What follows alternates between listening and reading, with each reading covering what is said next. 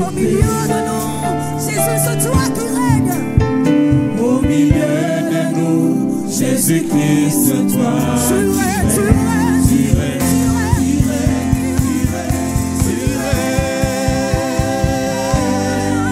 Malasie, Malasie, Nakaya Moyo, Malasie.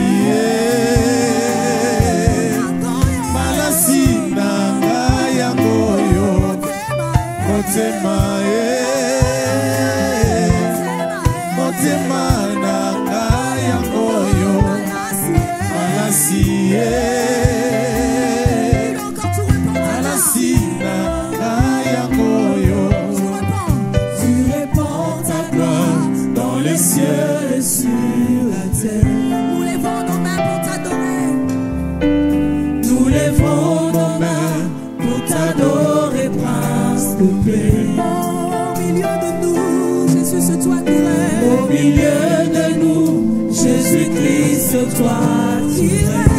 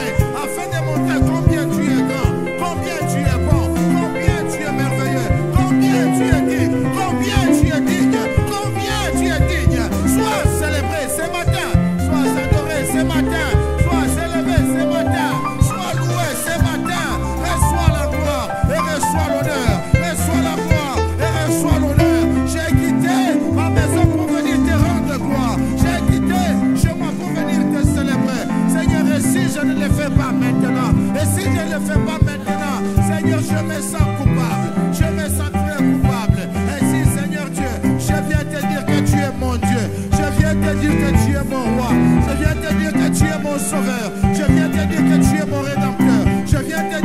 es celui qui m'a ramassé. Je viens te dire que tu es celui qui m'a pris du bas de l'échelle. Je viens te dire que tu es celui qui m'a pris et qui m'a élevé. Sois béni, Père. Sois béni, oh Dieu. Sois béni, notre roi. Sois béni, divin gardien. Seigneur, tu es merveilleux. Tu es merveilleux.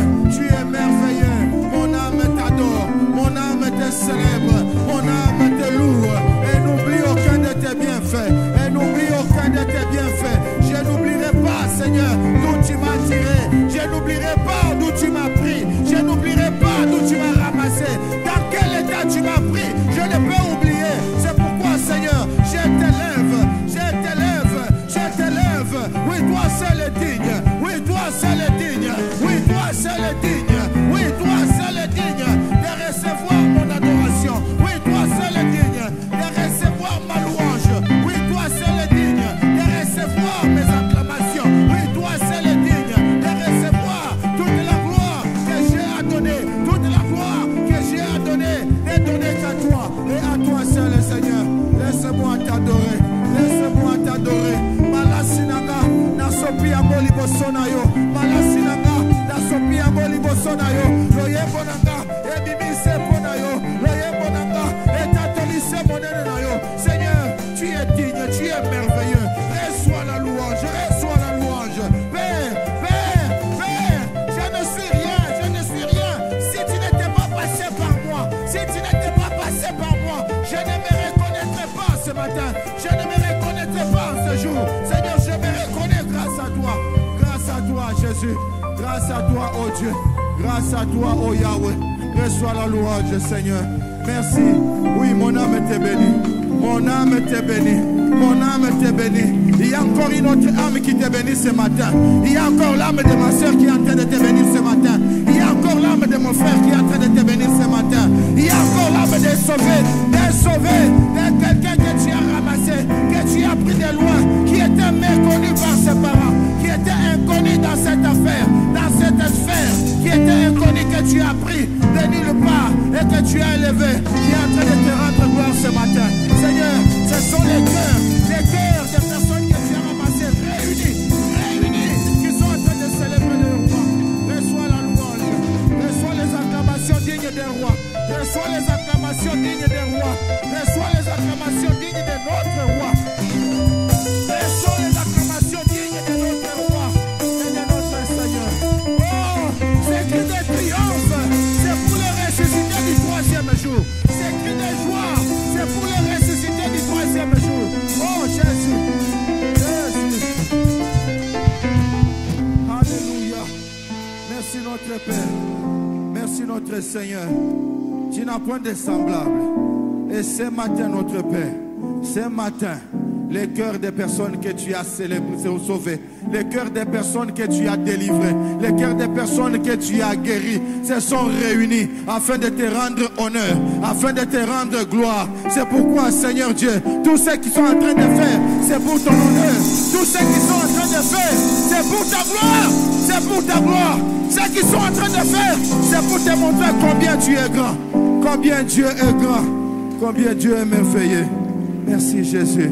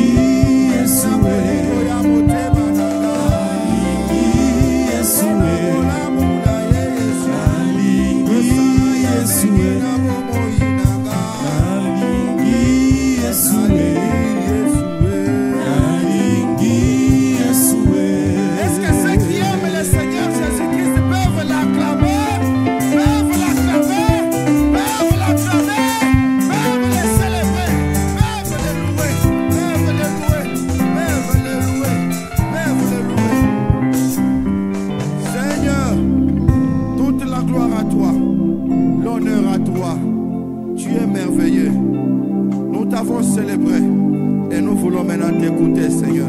Tu as pris le temps d'écouter nos chants. Tu as pris le temps d'entendre nos prières.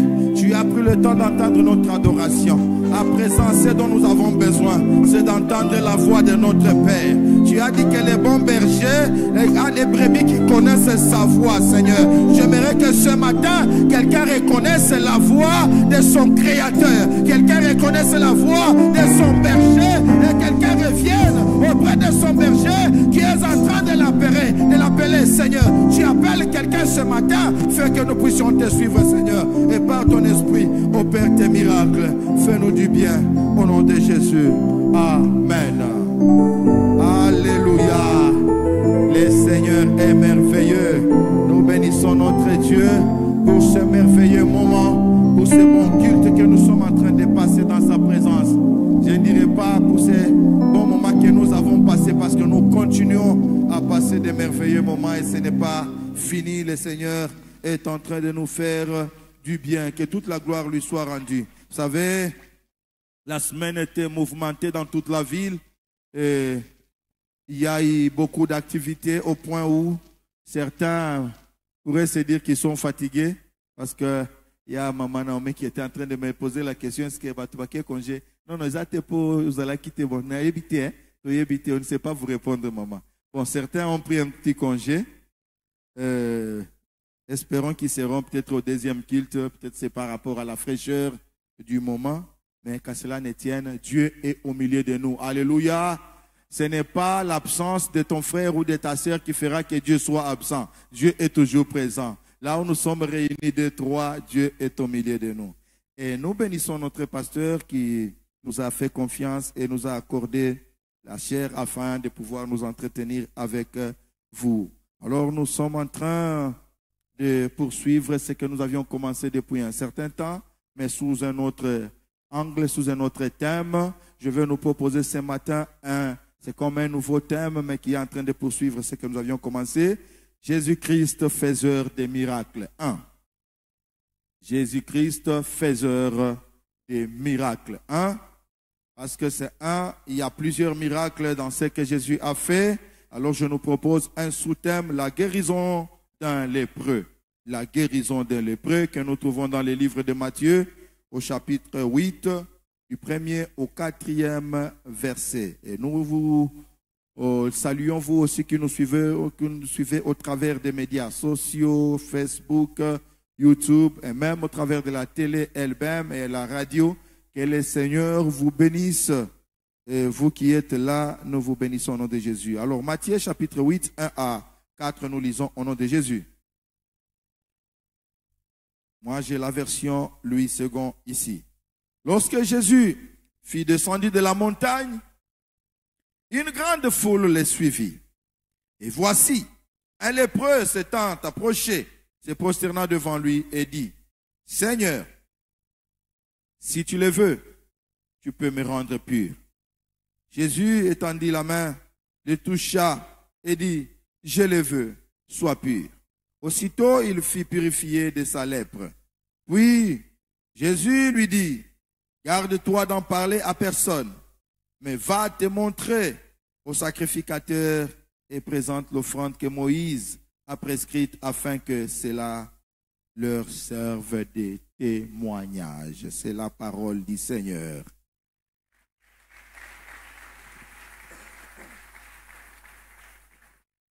Vous m'excuserez, j'ai été un peu grippé et il y a une petite toux qui est en train de poursuivre son bonhomme de chemin avant de s'éteindre définitivement. Et donc la voix pourra être perturbée à un moment. Ne vous en faites pas. Que le Seigneur soit au rendez-vous. Amen. Alors j'étais en train de dire que depuis un certain temps, je me suis évertué à étudier les miracles du Seigneur Jésus afin d'en tirer quelques leçons que nous pouvons aussi partager. Comme nous avions commencé avec les noces de Cana, qui nous avaient pris 3 numéros, c'est pourquoi je nous ai dit que nous sommes en train de poursuivre ce que nous avions commencé. Donc dernièrement, c'était avec les noces de Cana, on a pris 3 numéros. Après ces 3 numéros, c'est maintenant le tour à la purification ou la guérison de ces lépreux, dont le texte est court, un court texte, mais qui renferme aussi bien des vérités et aussi bien de profondeur. Alors, il n'est pas intéressant de vivre la foi chrétienne sans passer par le surnaturel. Ce n'est pas intéressant. Si la foi chrétienne va se limiter à un discours persuasif, c'est que cette foi chrétienne risque de s'éteindre. Je vous annonce qu'il y a bien des personnes qui se sont données à Christ et qui se sont même appelées disciples de Jésus. Après un certain temps, ils n'ont pas vécu des expériences personnelles, surnaturelles. Après un certain temps, ils ont fui Jésus. Quand il suffisait, il convenait maintenant qu'ils entrent dans les surnaturels avec le Seigneur. Ils ont vu que cela était compliqué. Ils ont fui le Seigneur Jésus. Et j'aimerais dire à quelqu'un ce matin qu'il est important pour ta vie, pour ta foi chrétienne, que tu vives le surnaturel. Alléluia. Parce que lorsque tu vis le surnaturel, il n'y aura personne qui pourra te détacher de cette foi chrétienne que tu auras acquise au moyen du surnaturel.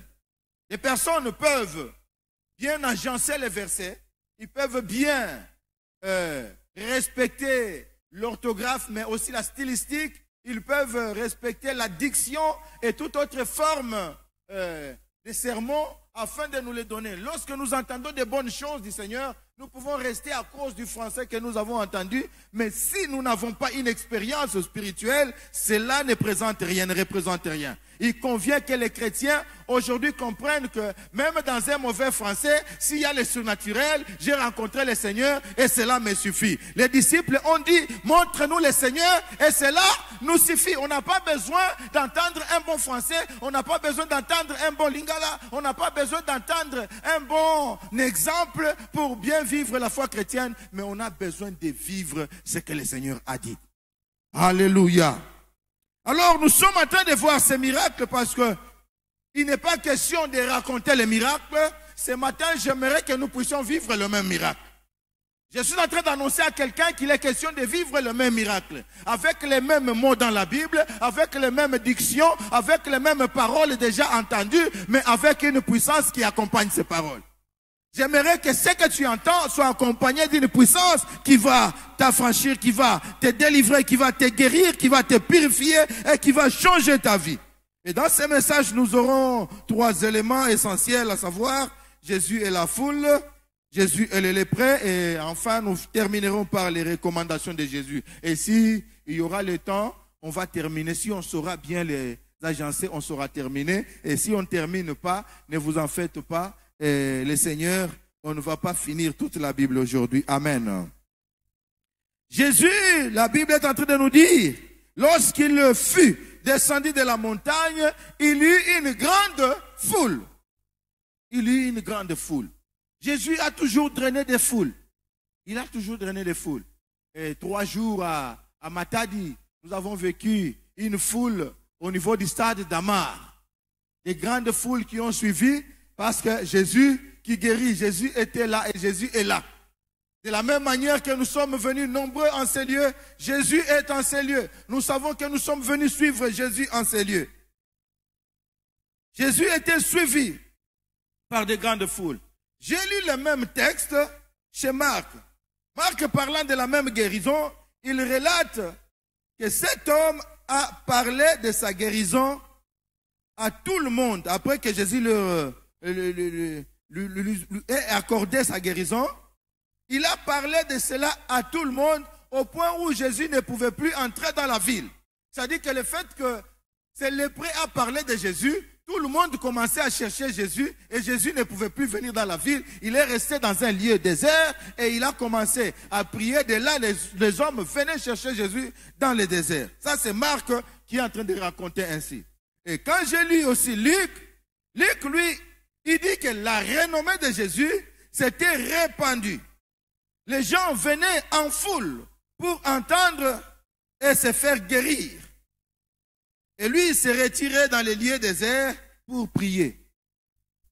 Donc, chacun a parlé de ces miracles sous un angle. Mais ce que j'ai retenu de tous ces 3 évangélistes, ils ont parlé de la foule qui a suivi Jésus. Ils ont parlé de la foule qui a suivi Jésus. Et ce matin, ne t'inquiète pas parce qu'il y a ton frère à côté, il y a ta soeur à côté. Ne te dis pas parce qu'il y a une foule que moi, je ne suis pas connu de Jésus. Jésus connaît, même lorsque nous sommes plus d'1 million en ces lieux, il connaît chacun et il connaît les problèmes de chacun. Jésus est en train de te voir malgré que tu sois dans la foule. Nous pouvons comprendre que les 3 évangélistes n'ont pas omis un fait important, celui de drainer les foules par Jésus-Christ. Notre Seigneur n'est pas de nature à passer inaperçu de partout où il est arrivé. À chaque fois qu'il est arrivé à un endroit, tout le monde a compris que Jésus est entré ici. Jésus est entré ici. Et une information qui est sûre et certaine ce matin, c'est que Jésus est aussi en ces lieux. Jésus est aussi en ces lieux. Jésus-Christ est en ces lieux. Il suffit de savoir et de croire que Jésus-Christ est en ces lieux et tu les rencontres. Lorsque nous sommes venus ici, nous ne sommes pas venus parce qu'il y a des beaux téléviseurs là au-dessus. Nous ne sommes pas venus parce qu'il y a des beaux carreaux ici. C'est vrai que ça peut être la motivation de quelqu'un, mais je suis en train de te dire que si tu viens par rapport à tout cela, tu es en train de faire fausse route, mais viens parce que Jésus est en ces lieux. Et lorsque tu viens parce que Jésus-Christ est en ces lieux, et il est le faiseur de miracles, il y a un miracle qui t'attend. Il y a un miracle que tu recevras de sa part. Il y a un miracle que tu vas rencontrer auprès de lui. Ta parole et ta prière aura un exaucement. Ta parole et ta prière auront un exaucement parce que Jésus-Christ est là, parce que Jésus-Christ vit ici, parce que Jésus-Christ est en train de rétribuer tous ceux qui sont en train de le chercher, parce que Jésus-Christ est en train de visiter tous ceux qui sont en train de le toucher.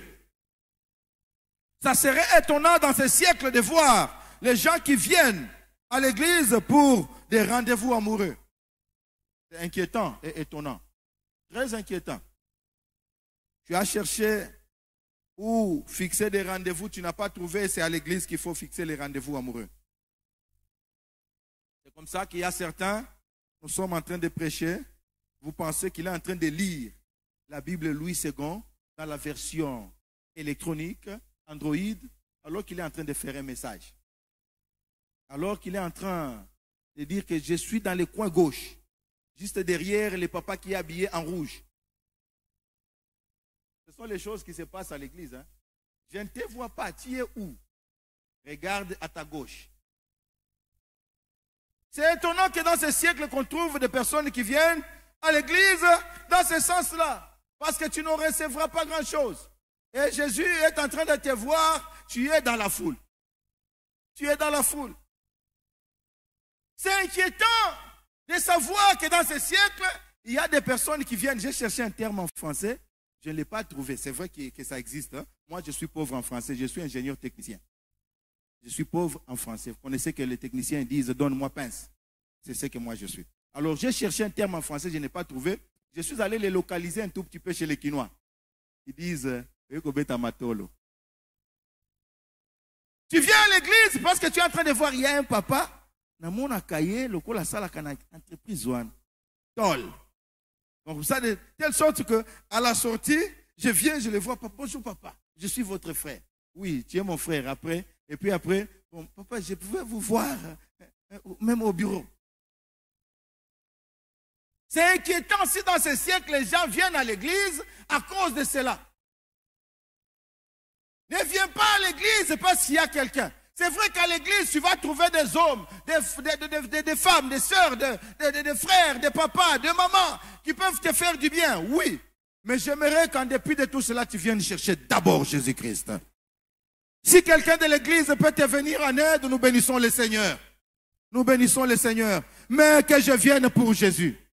Je me rappelle... J'allais à l'église pour Jésus. Je n'ai pas de chaussures, je pars pour Jésus. Je n'ai pas de beaux habits, je pars pour Jésus. Vous savez aujourd'hui, la couture a changé. Les gens commencent à porter quand même des choses, des pantalons qui ne couvrent pas les chaussures.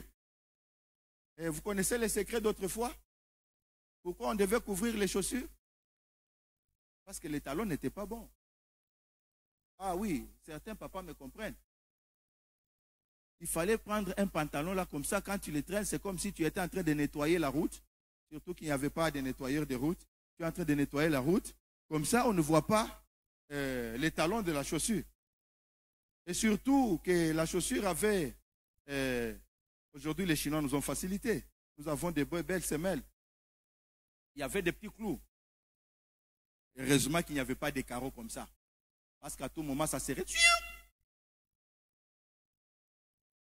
Et moi, je suis allé prier dans une église où c'était carrelé, mais avec des chaussures de cette forme-là.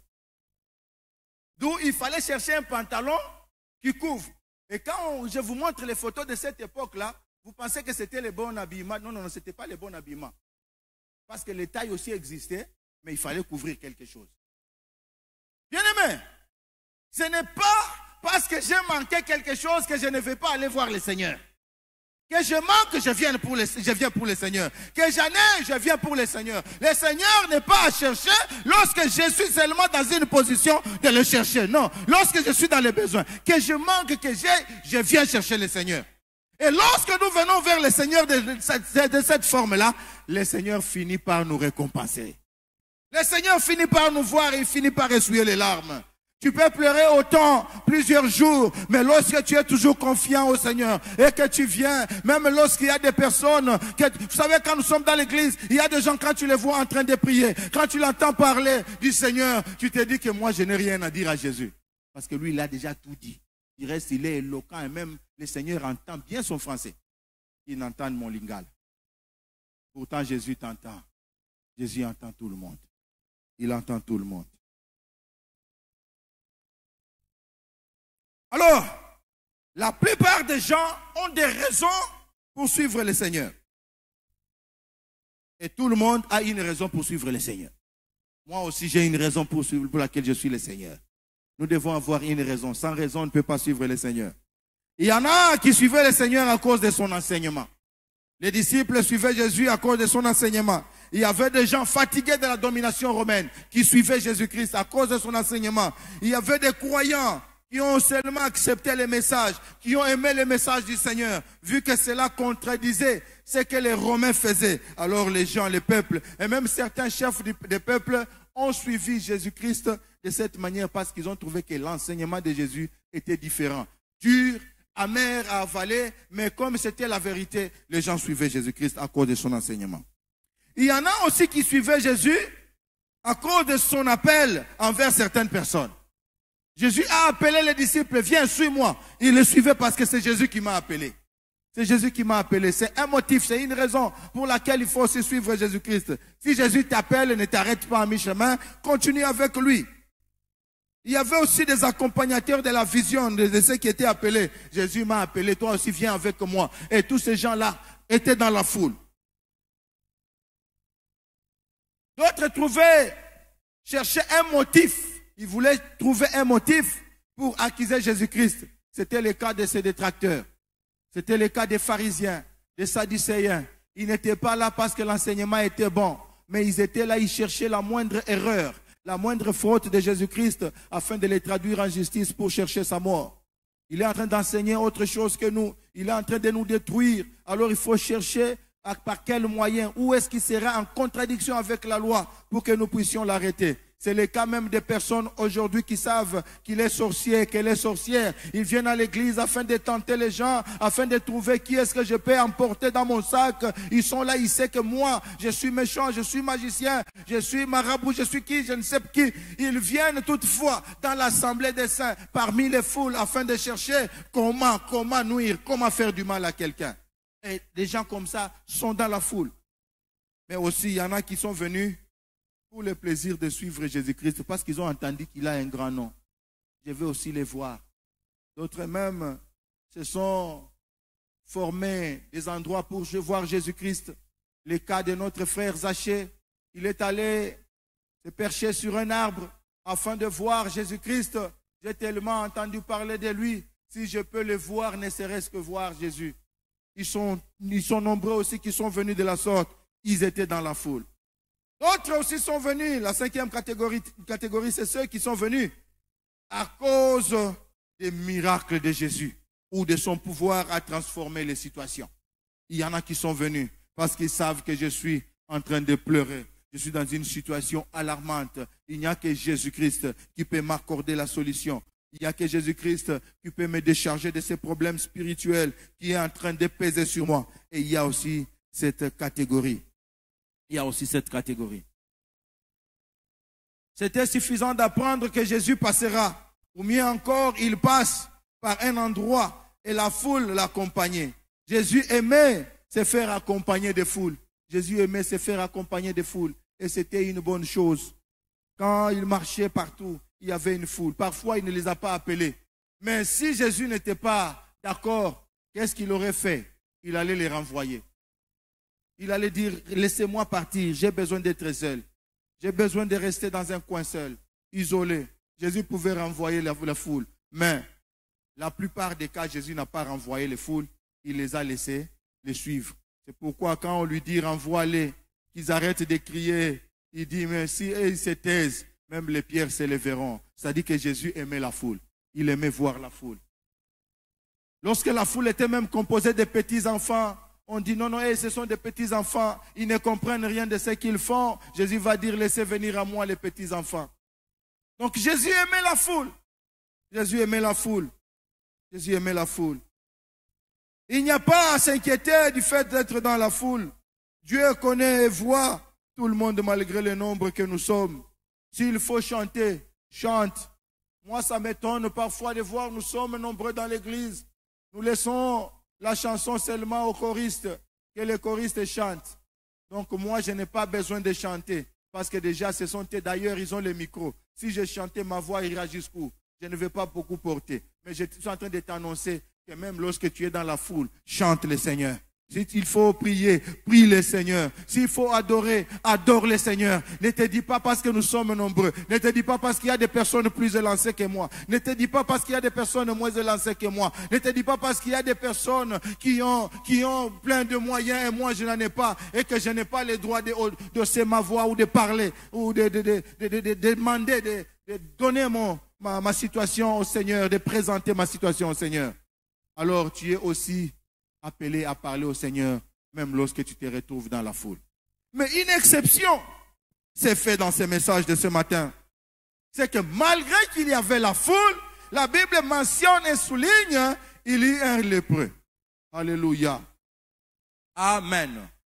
Malgré qu'il y avait la foule, et voici un lépreux. Est-ce que tu peux dire à ton voisin, et voici un lépreux? Voici un lépreux.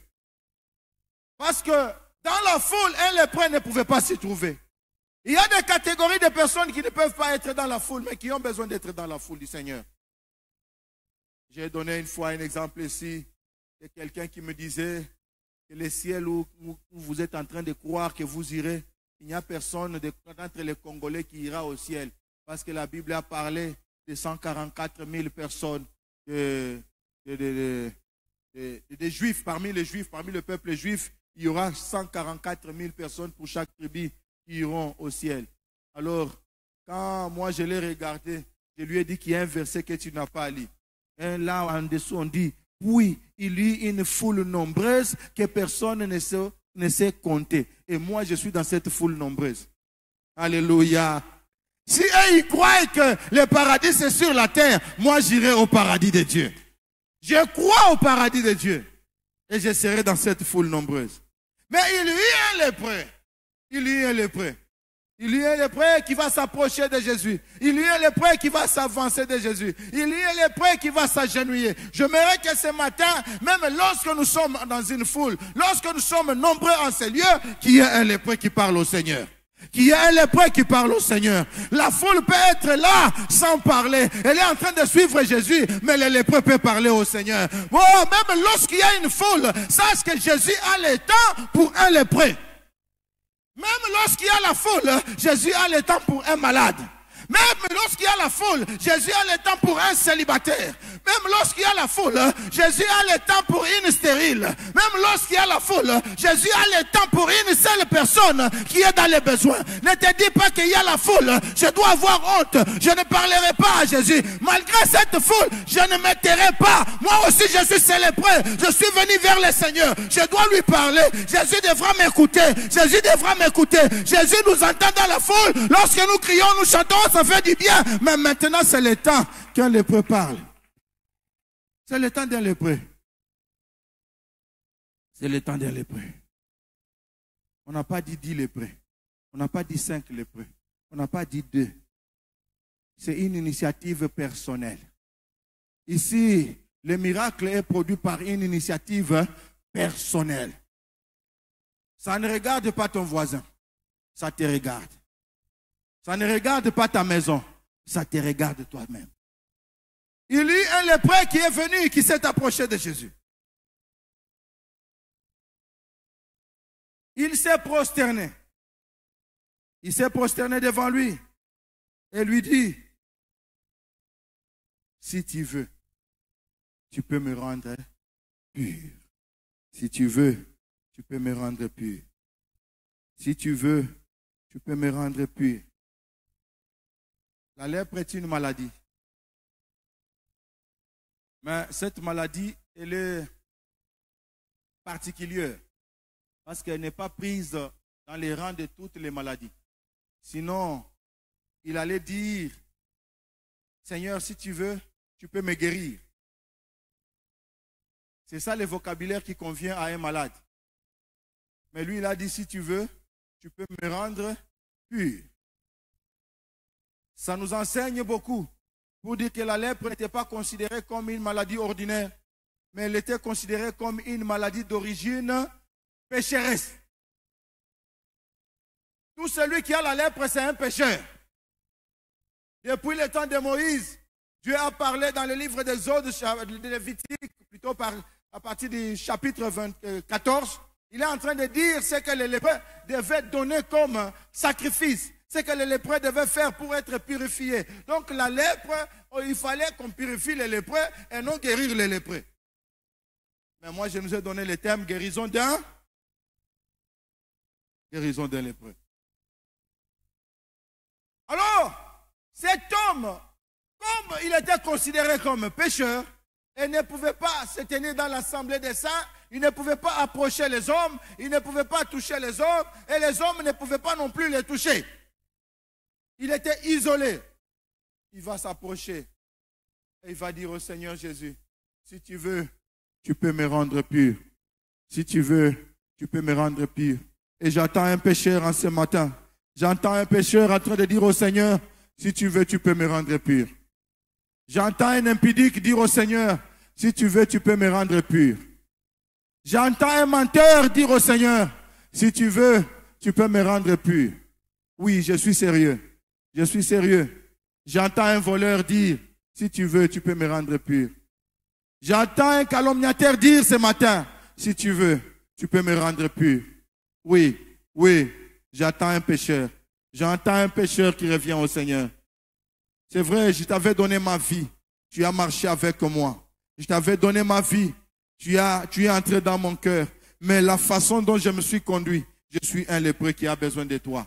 Toi-même, tu es conscient. Tu es en train de voir là où le péché est en train de t'amener. C'était une fois. Mais tu vois comment tu es en train d'abandonner ton foyer à cause de cette femme de l'extérieur. Tu es en train de voir comment tu as détruit ton foyer, toi, une femme, à cause de ces péchés que tu as commencé à entretenir. Au point où ta maison, tu ne ressens plus ton conjoint. Tu ne ressens plus ta conjointe à cause de ton péché. Oui, j'entends aussi un célibataire dire ça. Parce qu'il s'est méconduit. Seigneur, si tu peux, si tu veux, tu peux me rendre pur. J'entends un détourneur des fonds dire ce matin, si tu veux, tu peux me rendre pur. Je suis en train de t'annoncer que si tu sautes cette porte qui t'est ouverte, il y aura une deuxième porte qui te sera ouverte. Ça sera la prison. Le péché va t'avilir. Il va t'amener jusqu'à te détruire complètement. Ceux qui se retrouvent en prison ne sont peut-être pas pires que toi. C'est qu'ils ont volé. Il y en a qui sont dans la prison à cause de quelques verres d'arachide qu'ils ont volés. Et il y en a même qui sont innocemment, par innocence. Mais ils sont là. Mais ici, les hommes ne t'ont pas vu pour te traduire en justice. C'est Dieu qui est en train de te voir. C'est Dieu qui est en train de te voir. Et tu as un mot à dire au Seigneur. Si tu veux, tu peux me rendre pur. Et j'aime ce silence parce qu'il nous fait réfléchir. J'aime ce silence parce qu'il nous pousse à décider. J'aime ce silence parce qu'il nous pousse à prendre un nouveau départ. Je vais vous amener là où nous allons crier Alléluia, Amen, c'est bon. Mais dans ce silence, c'est le salut de l'âme que je suis en train de viser. Si tu ne sauves pas ton âme, tu iras en enfer avec tes costumes. Si tu ne sauves pas ton âme, tu iras en enfer avec tes maisons. Si tu ne sauves pas ton âme, tu iras en enfer avec tes femmes. Si tu ne sauves pas ton âme, tu iras en enfer avec tout ce que tu as pu amasser. La lèpre, c'est une maladie pécheresse. C'est une maladie pécheresse.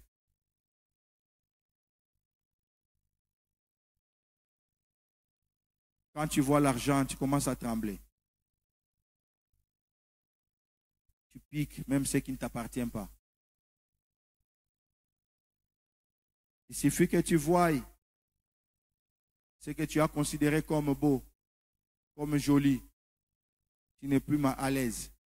Ta tête n'est plus sur ses épaules. Et même comme si le cou était parti.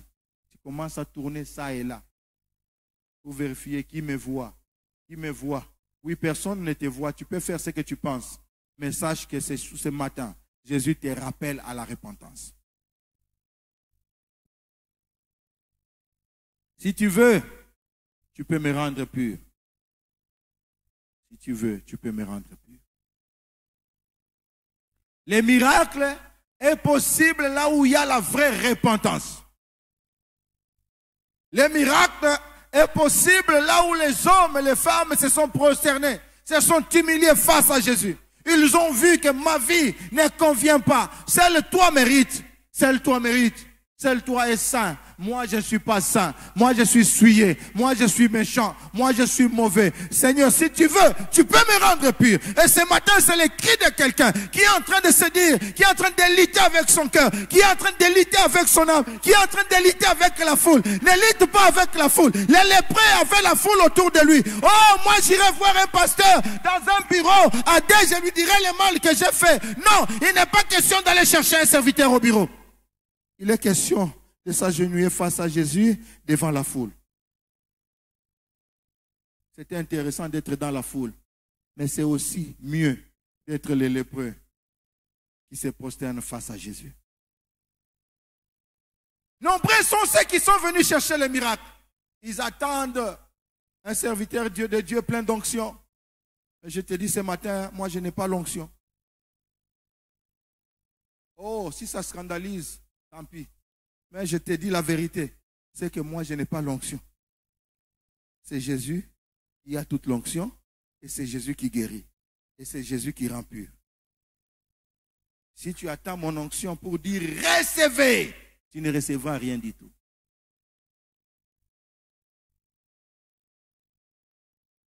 Si tu attends mon onction pour dire je ne sais quel mot, tu ne recevras rien du tout.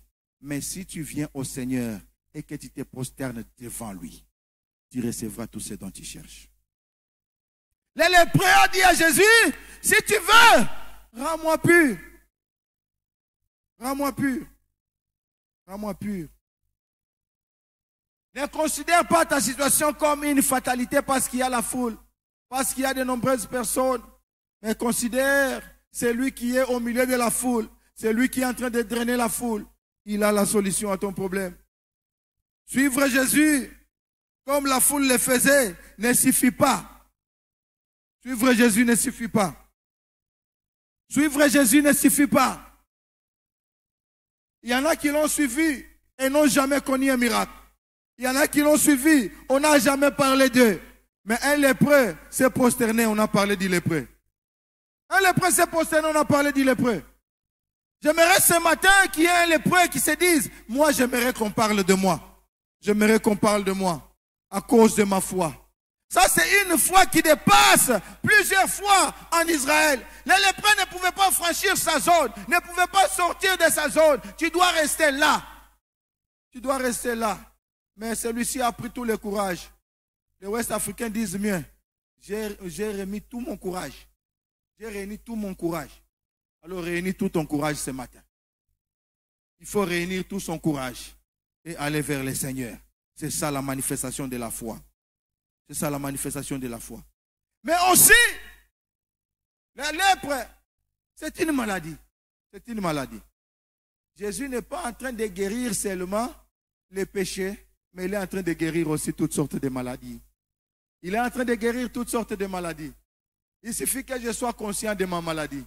Il suffit que je me dise que c'est le Seigneur qui est capable de me guérir. Et là, j'entends dire un malade physique qui est en train de dire au Seigneur, si tu veux, tu peux me guérir. Si tu veux, tu peux me guérir. Si tu veux, tu peux me guérir. Et j'ai aimé la réaction de Jésus. Jésus est allé jusqu'à toucher ces lépreux. Ce qui est interdit en Israël, Jésus l'a fait. Jésus est capable de te toucher, quel que soit le nom qui a été embrouillé, quelle que soit la boue que tu as sur toi. Jésus est capable de te toucher et de te transformer, de changer ta vie, de faire de toi une autre personne, de faire de toi une nouvelle personne. Jésus n'a pas peur de ce qui a fait en sorte que ton nom soit détruit. Ce qui a détruit ton nom ne détruira pas Jésus. La lèpre ne peut pas aller vers Jésus. C'est Jésus qui vient ôter la lèpre. Oh, je suis en train d'annoncer à quelqu'un que Jésus viendra ôter ta maladie et lui ne pourra se faire contaminer par ta maladie. Jésus ne pourra se faire contaminer par ton péché. Jésus ne pourra se faire contaminer par ta maladie. Même le VIH aujourd'hui n'est plus un problème parce que Jésus est là. Le VIH n'est pas un problème parce que Jésus est là. Ne pense pas que lorsque je serai avec Jésus, lui aussi va attraper ça. Il ne va pas attraper. Il ne va pas attraper. Il ne l'attrapera pas. Lui va ôter ce que tu as. Mais lui ne va pas prendre ce que tu as. Il ne prendra pas ce que tu as. Toi, tu ne lui donneras pas. Donne-toi à Jésus. Jésus, plus toucher les malades, égale guérison. Jésus, plus toucher les malades, égale guérison. J'aimerais que cela reste comme formule. Calcule le problème. Jésus, plus toucher les malades, égale guérison. Il n'y aura pas de guérison lorsque les malades n'est pas touché par Jésus. C'est pourquoi je suis en train de t'interdire de te faire toucher par n'importe qui. Laisse-toi toucher par Jésus-Christ. Que Jésus seul te touche. Que Jésus seul te touche. Les hommes peuvent te toucher. Les hommes, tu peux compter combien des hommes sont passés. Il n'y a pas eu de solution parce que tu étais allé vers les hommes. Mais lorsque c'est Jésus qui te touche, la maladie partira. La maladie partira. Oh, ça fait autant d'années. Ça fait autant de jours. Ça fait autant de mois. Ça fait autant. Mais fais-toi toucher par Jésus. J'aimerais que Jésus touche quelqu'un ce matin. J'aimerais que Jésus touche quelqu'un ce matin. Oh, il est en train de dire, je le veux, sois pur, je le veux, sois guéri. J'étais en train de me poser la question, pourquoi Jésus a dit, je le veux? Parce que cet homme a touché au cahier de charges de Jésus-Christ. Jésus avait un cahier de charges. Il est écrit dans Luc, chapitre 4, de 18 à 19. Jésus dit ceci, l'Esprit du Seigneur est sur moi, parce qu'il m'a oint pour annoncer une bonne nouvelle aux pauvres. Si tu es pauvre et que tu attends la bonne nouvelle de Jésus-Christ, c'est dans les cahiers de charges de Jésus. Il m'a envoyé pour guérir ceux qui ont les cœurs brisés. Oh, s'il y a un cœur brisé, c'est dans les cahiers de charges de Jésus-Christ. Ne te dis pas que je vais garder ces problèmes jusqu'à ce que la mort. Non, yonangati liwa, makambusalangati liwa. N'attends pas ce temps-là. Il y a Jésus qui sait guérir ce cœur qui est brisé. Jésus peut guérir ce cœur qui est brisé. Pour proclamer aux captifs la délivrance et aux aveugles le recouvrement de la vue, pour renvoyer libre l'opprimé, pour publier une année de grâce, dit Seigneur. Alléluia. Jésus a un cahier de charges. À partir du moment que ce lépreux a parlé demandant à ce que Jésus le purifie, il était captif d'une maladie, il était malade et que le Seigneur pouvait trouver la guérison, pouvait le proclamer libre. Alors Jésus s'est retrouvé là. Il a dit non, ça je le veux, c'est pour ça que je suis venu. C'est comme quelqu'un qui dirait, tu es dans ton travail, en train de faire ton boulot, celui pour lequel tu es engagé, et puis quelqu'un d'autre vient te voir pour les cas qui te concernent. Tu ne vas pas les renvoyer. Tu vas dire ça, c'est pour ça que je suis payé. Et si Jésus a existé, si Jésus est descendu sur la terre, c'est à cause de toi. Si Jésus est descendu sur la terre, c'est à cause de ta situation. C'est à cause du cas qui te ressemble là, qu'il est venu sur la terre. Alors tu n'as pas à lui cacher ton cas. Il le veut. Oh, Jésus le veut déjà. Tant que, même si tu n'as pas encore parlé, Jésus le veut. Si tu le veux, non, ne me pose pas cette question. Moi, je le veux. C'est pour ça que je suis venu, afin de manifester la puissance du royaume. Jésus va manifester la puissance du royaume ce matin parce qu'il le veut déjà. Oh, ce n'est pas comme dans les mariages. Veux-tu épouser? Veux-tu que les frères tels deviennent ton mari pour toujours? Afin, tu vas la chérir, faire ceci, cela. Et puis, oui, je le veux. Non, non, ce n'est pas cela. Jésus le veut déjà. Ce qui te tourmente là, Jésus le veut. Ce qui te dérange là, Jésus le veut.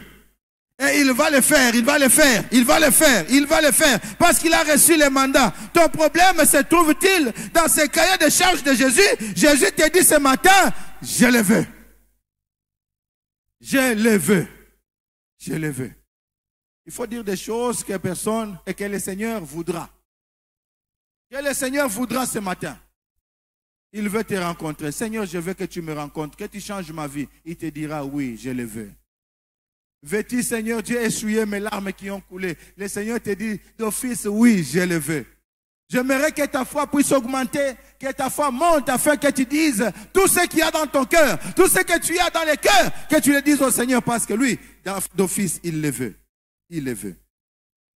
Et aussitôt parce qu'il le veut et qu'il prononce, sois purifié. Les lépreux étaient purifiés aussitôt. La purification de la lèpre, dans les temps anciens, le Seigneur Dieu avait montré la voie pour sa purification, pour le faire, pour la procédure. Il avait montré la voie. Et cette procédure prenait au minimum 7 jours. 7 jours pour être purifié de la lèpre.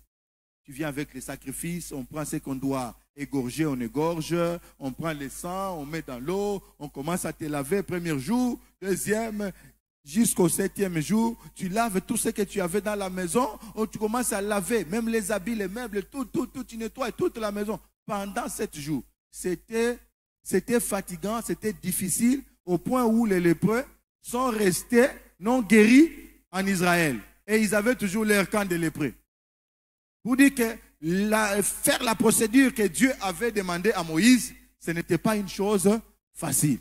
Mais ce lépreux a eu la grâce de rencontrer celui qui a créé les choses pendant 6 jours et qui s'est reposé le 7e jour. Jésus s'est reposé le 7e jour. Et lorsqu'il arrive chez lui, il lui dit, sois purifié. Et le lépreux était purifié parce que il a épuisé toute la procédure. J'aimerais que tu épuises la procédure en un instant. Je veux que tu épuises la procédure aussitôt. Et aussitôt, il fut guéri. Ce qui peut faire des années, le Seigneur est capable de les terminer en un clin d'œil. Ce qui peut faire des mois, le Seigneur est capable de le finir en un clin d'œil. Aussitôt que tu parles, le Seigneur te guérit. Ce matin, je n'aimerais pas que quelqu'un sorte avec son problème de cette porte. Tu ne sortiras pas de cette porte avec ton problème. Si tu as rencontré Jésus, tu ne sortiras pas de là avec le même problème. La maladie là ne sortira pas de cette maison. Non, elle ne sortira pas. Aussi longtemps qu'il y a Jésus en ce lieu et que tu lui auras parlé, aussitôt, tu seras guéri. Aussitôt, tu seras délivré. Aussitôt, tu seras touché. Aussitôt, tu verras. Aussitôt, tu trouveras. Aussitôt, tu attraperas. Aussitôt, tu vaincras. Aussitôt, tu t'élèveras. Aussitôt, tu t'élèveras. Aussitôt. Bien que ce que Jésus a fait était merveilleux, regardez les recommandations qu'il est en train de donner à ces lépreux. À cet ancien lépreux parce qu'il n'était plus lépreux. Autrefois lépreux, maintenant guéri. Le Seigneur lui dit, dans le verset 4, puis Jésus lui dit, garde-toi d'en parler à personne, mais va te montrer au sacrificateur et présente l'offrande que Moïse a prescrite afin que cela leur serve de témoignage. Garde-toi d'en parler à personne. Garde-toi d'en parler à personne. C'est Jésus qui recommande ainsi. Je suis en train de me dire comment Jésus, tu as fait une bonne chose, mais tu me demandes de ne pas en parler. Est-ce question de la discrétion? Non. Le Seigneur avait un plan. Il voulait que son temps arrive. Il voulait que cela vienne d'en haut. Mais cela n'est pas mauvais que lorsque le Seigneur te guérit, que tu en parles à tout le monde qui passe autour de toi. Oh, parce que c'est lépreux, ne s'est pas tué. Il a commencé à parler. Avant d'aller voir les sacrificateurs, partout il passait, c'est Jésus qui m'a guéri. Vous-même la foule, vous pouvez me toucher, vous pouvez me voir, vous pouvez marcher avec moi. Jésus m'a guéri. Il m'a dit sois purifié et je suis purifié. Écoutez, lorsque le Seigneur te fait du bien, tu n'as pas à garder. Je m'étonne, je me dis toujours que les personnes qui ne savent pas proclamer haut ce que le Seigneur a fait, c'est qu'il y a un problème. C'est qu'il y a un problème. C'est qu'ils se sont fabriqués un miracle. Ils se sont fabriqués une visitation. Écoutez, les visitations fabriquées, tu vas te fatiguer d'en parler. Mais une réelle visitation de Dieu, oh, c'est le Seigneur qui m'a donné cet enfant. Tu le dis quand l'enfant a encore 2 mois. Tu le diras quand l'enfant aura 5 mois. Tu le diras quand l'enfant aura 6 ans. Tu le diras quand l'enfant aura 18 ans. Tu le diras quand tu seras vieux. Tu le diras à tout moment. Pourquoi? Parce que ce que Dieu a fait, personne ne peut me retenir. Personne ne peut me voler mon miracle. Personne ne peut prendre ce que Dieu a fait de moi. Les disciples ont dit, vous nous empêchez de parler ce que nous avons vécu. Comment on peut se dérober de ne pas parler ce que nous avons vécu, ce que nous avons vu, ce que nous avons entendu? Ça, nous parlerons. J'aimerais qu'il y ait quelqu'un comme un fou du roi qui dit, moi je parlerai toujours. Moi je parlerai. Peki sangana koloba. Peki sangana koloba. Peki sangana koloba. Peki sangana koloba. Même quand j'ai envie de, comme on peut le dire en lingala, de fermer le cœur. Nakangamote mezo simbate. Nakangamote mezo simbate. Ezoya kakana bibebu. Et le cœur veut toujours parler de ce que le Seigneur a fait. Je suis guéri. Je suis guéri. Laisse-moi le dire. Laisse-moi le dire. Je suis guéri. Je suis visité. Laissez-moi en parler. J'ai été visité. Laissez-moi en parler. J'ai été enrichi par Jésus, laissez-moi en parler. Si ce que j'ai, c'est Jésus qui me l'a donné, je resterai reconnaissant envers lui. Je resterai reconnaissant envers lui. Le lépreux n'est pas resté là, il ne s'est pas enfermé. Il a parlé tout ce que le Seigneur a fait avant d'atteindre les sacrificateurs. Oui, parle de ça. Tu n'as pas besoin que le pasteur soit la première personne à savoir que tu as reçu un don de guérison. J'aimerais que même ceux qui sont au marché de Kinkanda commencent à parler de ce que les frères Songolo Pakala est en train de faire. Toi, fais ça déjà là-bas. Quand tu le fais, que ça est en train de venir, on comprendra que ça, c'est Jésus qui a fait. Les gens qui commencent par les sacrificateurs, ils finissent en bas. C'est un secret. Dans la foi chrétienne, ne commence pas par les pasteurs. On ne va pas comprendre. Je vais équilibrer ça à la fin. Lorsque le Seigneur t'a accordé quelque chose, un don, ne commence pas par les sacrificateurs, commence par ceux qui t'entourent. De telle sorte que Tozo est belé. Ce que vous voyez, le Seigneur a fait, voilà comment j'ai amené même les autres. C'est comme ça que ça marche. Parce que lorsque tu as commencé avec la foule, et que tu es en train de monter, tu verras que tu vas conserver ça tous les jours. Même le jour que le pasteur te dira une parole qui va te choquer, tu ne vas pas fuir. Les gens qui fuient, ils n'ont pas connu une expérience personnelle. Mais tu commences par le pasteur. Tu viens chez le pasteur. Tu sais ce que le pasteur fera de toi? Il va te renvoyer, aller publier ça à la foule. Mais comme tu n'avais pas l'entraînement de la foule, tu vas te fatiguer. C'est pourquoi vous voyez certains frères, certaines sœurs, elles ont commencé, ils ont bien commencé. Il était lorsqu'ils montent sur la chair ici. Et quand ils prient, vous tous, vous pensez que non, nous, on n'a jamais reçu quelque chose de pareil. Maintenant, quand il faut continuer l'œuvre, ils se fatiguent. Ils commencent à vous dire, nous, quand on était là. Ça, ce sont les gens qui ont commencé par la tête. Mais ceux qui ont commencé par les bus, qui ont commencé par les marchés, qui ont commencé par les terrains, qui ont commencé par les marchés, qui ont commencé, je ne sais, par des maisons, de porte à porte, ils sont partis. Même quand tu leur diras, allez-y, il te dira, oh, Zala calme. Il va poser un petit bunda là-bas, lui seul en train de louer le Seigneur. Même dans un terrain où il n'y a personne, il commence à louer le Seigneur. Vous voyez une personne suivre, une deuxième venir, une troisième venir, une quatrième venir, et ça devient un centre évangélique francophone de la borne par extension. Pourquoi? Parce que cette personne-là avait l'expérience de la foule.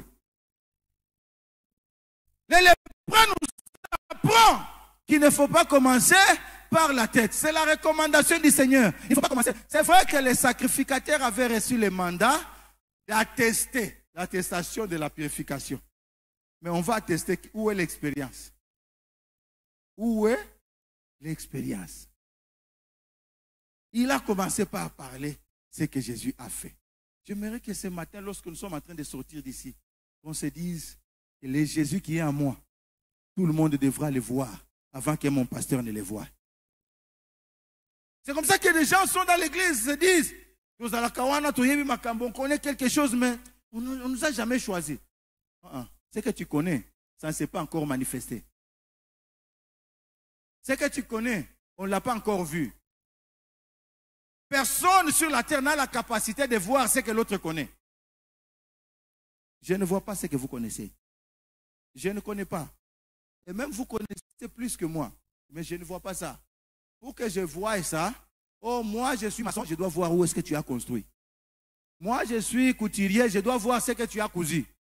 Non, moi je suis évangéliste, je dois voir les âmes que tu as évangélisées. Moi je suis intercesseur, je dois voir des personnes pour qui tu as prié et qui ont les résultats.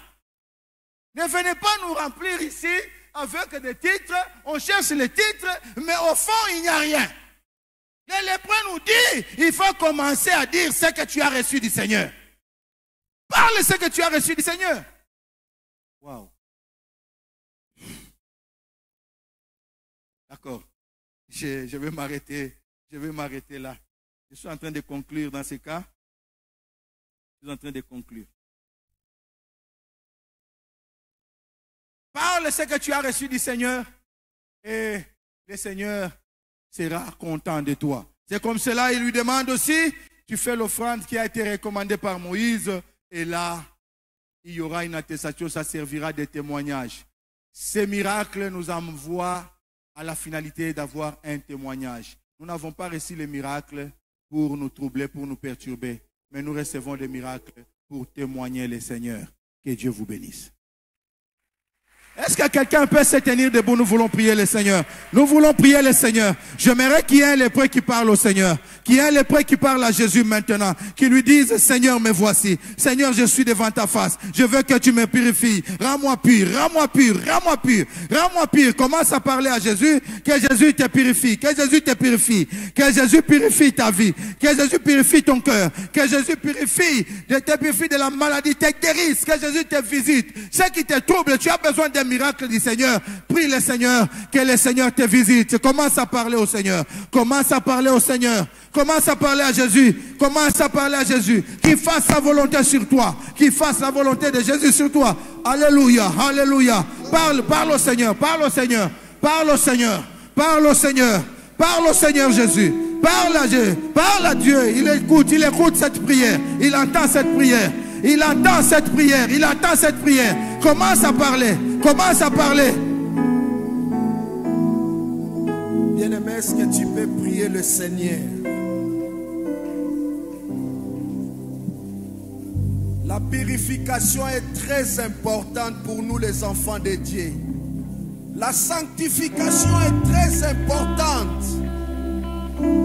Les enfants de Dieu doivent désirer marcher dans la sanctification. Tu es là, il y a des situations lorsqu'elles se présentent devant toi, tu ne supportes pas. Tu es chrétien, mais lorsqu'une occasion se présente, tu tombes dans le péché. Bien-aimé, ce matin, le Seigneur est là pour t'aider à vivre dans la sanctification. La vie de sanctification est possible pour tout enfant de Dieu. Il faudrait qu'il arrive un moment où on te présente l'occasion de pécher. Tu refuses parce que tu es enfant de Dieu.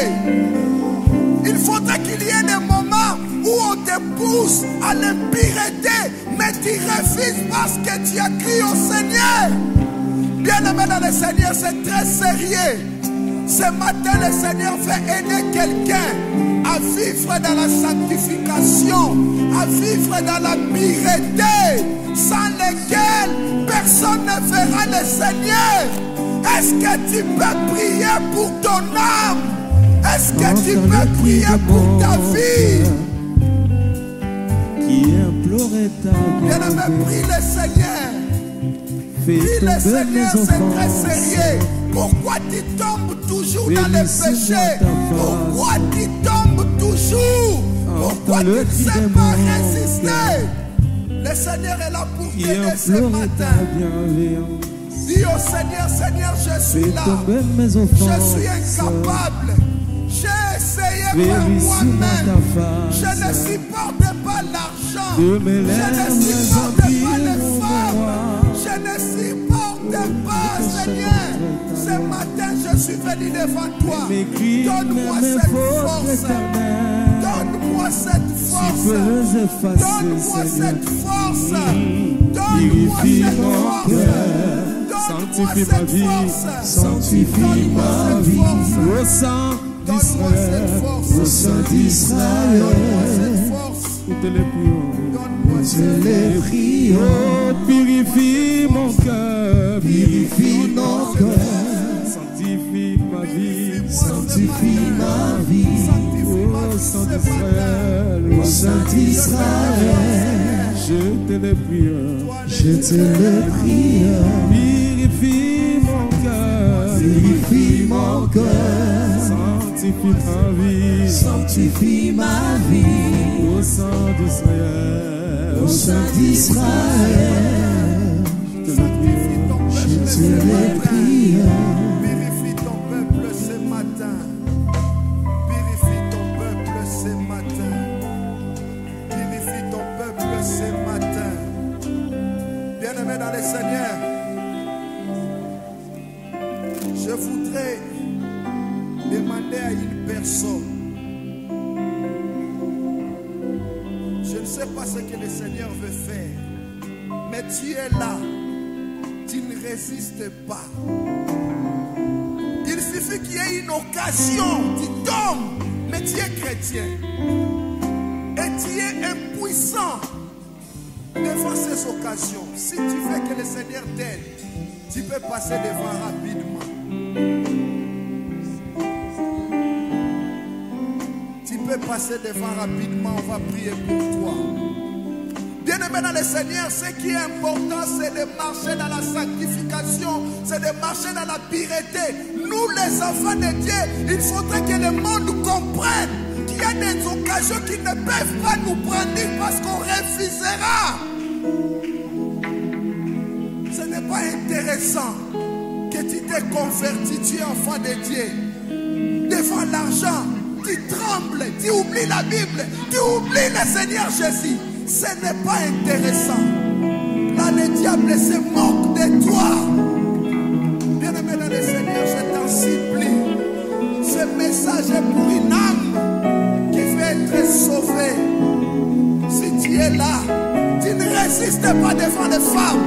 Tu ne résistes pas devant l'argent. Tu ne résistes pas devant le péché. C'est possible que tu sois un résistant.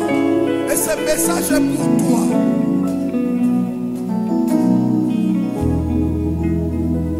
Na kokima wapi nakanisi romo inanga mabenga na salelio kolo yeluke ngai makambo nazangi kimya hesibona ibonganima papa yolimisanga papa yonezabenoga nana kokende paina papa nana kontima mabe nanga nana koloba na ye papa ibisa mabe nanga nana koloba na ye lisusu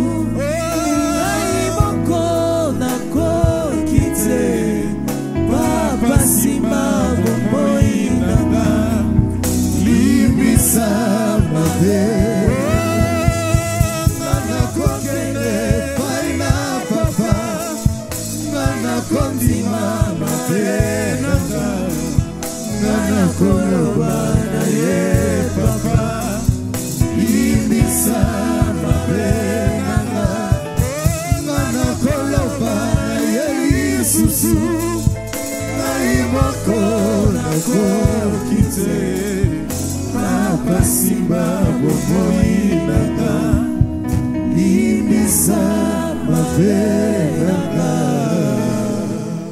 Seigneur Père de gloire, nous voulons être des hommes et des femmes qui te procurent la joie.